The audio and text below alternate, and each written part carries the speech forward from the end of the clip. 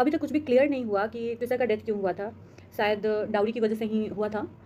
तो आज की मेरे एक बहुत क्लोज़ फ्रेंड ने मुझे ये बोला कि उसको डाउरी की क्या ज़रूरत होगी, वो तो रिटायर्ड जज थी, उसका हस्बैंड इतना बड़ा वकील था, फिर भी पैसे के लिए। तो जितने भी मैं एक्सपीरियंस से बोल रही हूँ, जितने ये जो पैसे वाले लोग होते हैं ना सो कॉल्ड, जिनको लगता है मेरे पास बहुत पैसा है, वो बहुत ज़्यादा लालची होते हैं, बहुत ज़्यादा लालची। उनके लिए एक वर्ड है छुद्दर, वो बहुत छुद्दर होते हैं।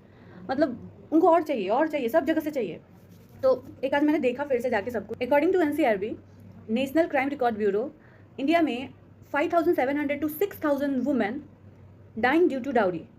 मतलब एक दिन का अगर आंकड़ा निकाले तो 15 से 16 महिलाएं एक दिन में डाउरी की वजह से मर रही हैं। ये तो रिकॉर्डेड डेथ की बात की मैंने। उसके अलावा हमारे इंडियन घरों में जो लड़कियां हैं, जो औरतें हैं, वो डोमेस्टिक वायलेंस का शिकार हर दिन हो रही हैं। ये आंकड़ा बहुत कम है। मैंने देखा तो 31% डोमेस्टिक वायलेंस का शिकार दिखा रहे थे, लेकिन ऐसा कुछ भी नहीं है। ये डोमेस्टिक वायलेंस जो कि रिकॉर्डेड है थाना में या फिर कहीं पर भी, उसका आंकड़ा हमें गूगल से मिल रहा है। लेकिन उसके अलावा घरों में डोमेस्टिक एब्यूज़, जो मेंटल एब्यूज़ होता है, उसको कोई कंसिडर ही नहीं करता। हर दिन गाली सुनो, ताने सुनो, सास का ताना सुनो, उसके परिवार का ताना सुनो, इसको कोई कंसिडर नहीं करता है। तो इसको भी कंसिडर करना चाहिए। इसको अगर हम मिला दें तो 80% महिलाएं ये सब झेल रही हैं।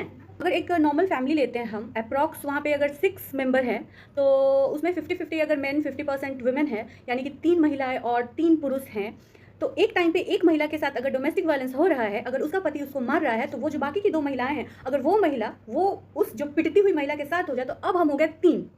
तो हम 3 मिलके एक आदमी से तो मुकाबला कर सकते हैं, लेकिन नहीं होता है। ऐसा कुछ भी नहीं होता है। कोई बेटा अपनी वाइफ को मार रहा है, तो उसके जो पेरेंट्स है, जो माँ है, जो उसकी और जो लोग हैं, वो सारी उसकी फैमिली उस बहू के साथ ना होके उस बेटे के साथ हो जाएंगी, जबकि उनको सच्चाई पता है कि गलती किसकी है, लेकिन उसके बाद भी वो अपने बेटे के साथ ही रहेंगे। कुछ घरों में तो वो सब मिलके सब एक साथ होकर उस बहू को मारने लगेंगे। कुछ घरों में क्या होता है कि बहू को ही सजेशन देने लगेंगे कि तुम चुप हो जाओ, तुम चुप हो जाओ। क्यों हर बार उसी को चुप कराते हो? कभी अपने बेटे को भी तो चुप करा लिया करो। वो लेकिन कराए भी तो कैसे कराए? वो जो माँ है उसको अच्छे से पता है कि उसने सांड पैदा किया है, तो सांड तो बिदक जाता है ना लाल चीज़ देख के। तो उसका बेटा तो लाल देख चुका है, तो वो बिदक चुका है, उसके कंट्रोल में ही नहीं है। वो तो जंगली है, वो जंगली, उसकी परवरिश जंगली हुई है, उसकी पैदाइश ही सांड की है, तो वो ठीक कैसे होगा बेचारा? वो मान ही नहीं सकता। वो जो लड़की है, वो जो बहू है जो पिट रही है, उसको अच्छे अच्छे कोट्स लोग सुनाते हैं। उसको कहीं कहीं पे मैंने ये भी सुना है कि जो वो मदर इन लॉ है, वो अपनी बहू को बोलती है कि तुमको तो मेरा बेटा कुछ नहीं मारता है। पिटती तो मेरी मुजफ्फरपुर वाली चाची थी, उनका बाल कमर तक लंबा था, मेरे चाचा उनको बाल से पकड़ के घसीट के मारते थे। तुम्हारा बाल तो छोटा है, तुमको तो मेरा बेटा कुछ नहीं मारता है, उस अकॉर्डिंग तो बर्दाश्त कर लो ना। क्यों हर बार बर्दाश्त कर लो ना? तो यही तो बात है ना कि हम लोग एक साथ नहीं हैं। आज भी जो इतना सारा डेथ हो रहा है, उसके जिम्मेदार हम खुद हैं।